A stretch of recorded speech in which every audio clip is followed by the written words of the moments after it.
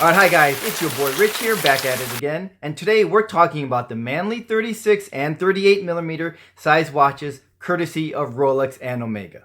So this year at Baselworld 2018, Rolex introduced us, or has been throwing their support and love behind the DJ36, a model that's been around ever since the beginning, by introducing us to two-tone models, both in rose gold and steel, and yellow gold and steel, and sunless diamond. The rose gold and steel is $10,950, and the yellow gold and steel is $10,500. So what brought this sudden reality to Rolex that they need to concentrate and pay attention to their Datejust lineup?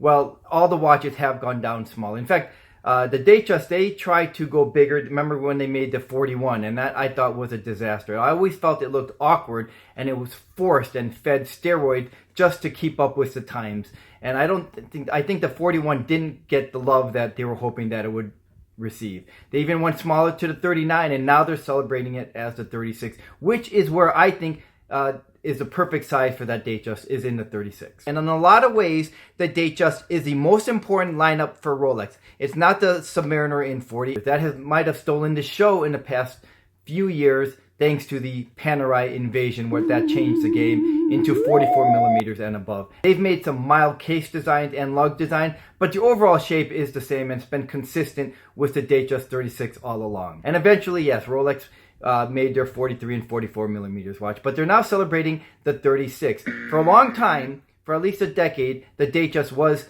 considered that it's just taking up space in the Rolex boutiques, and it's been aimed at as a unisex watch. So what has Omega done? Well, Omega's also gone smaller by introducing us to a 38mm watch in the Speedmaster 1948, which was clearly a reissue of the watch introduced in 1948. It was meant to support the British military, and I really like what they did with their case back. By showcasing their in-house coaxial movement, they've also laser engraved a ship and an airplane, making it a really attractive case back. Between both models, I like the second subdial. I think it gives it more of a vintage look, it's classier, and I like just that added complication. But I do like that bluish gray strap on the non-subdial second hand better. I think the approaches are clearly different for Rolex and Omega. The Rolex audience is not a youthful audience. It is a more mature audience. Omega's trying to gain everybody. They still make 44mm as they do with their Speedmaster Dark Side of the Moon and their other Speedmaster versions. They still make the 342mm, and they don't want to abandon the bigger size watches for somewhat of a younger audience. So they are introducing us with a reissue of a newer lineup, which is the 1948. And I can appreciate that. I always think that it's wiser to give us options. So instead of forcing us with all smaller size watches or bigger size watches, let us decide. Although the larger sizes and the 1948 are entirely different watches. I really think this 1948 is really classic. It's a beauty. It has vintage vibes to it and is really modern looking at the same time with its modern movement. And while Rolex is paying attention to the DJ36, I don't think they're going to capture a youthful audience, even with the attention that has been given. I think the person who is finally able to afford a Rolex may be between 30 and 35, where he can afford his first Rolex. But that person also grew up on Panerai and the larger size watches.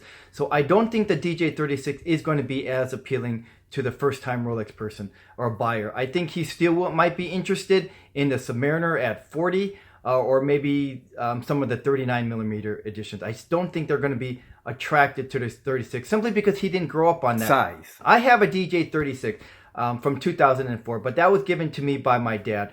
In all honesty, I probably wouldn't have gone the Datejust 36 at that time. I probably would have bought the Submariner, but this was given me to my dad, so the point is moot. And for the buyer who can finally afford his first Omega, I think the 1948 is really a nice offering, because that same person grew up on the world of vintage watches, or has been introduced to vintage watches where they're cool or hip. So I think the 1948 can target a really nice audience at a much more affordable price point than any Rolex model. I don't think Rolex can gain a new audience with their DJ36, but I think Omega can gain a new audience with their 1948. So who do I think did it better this year with their smaller size watches? I have to give this nod to Omega. I think Omega, by introducing us to a reissue of a watch, makes this watch really brand new looking, whereas the DJ36 has always been around. So Omega gets a nod in this run. Thanks for watching, and I'll see you the next time. they've made some, or they've claimed to make some, they've made some mild case designs. I feel that the DJ36 is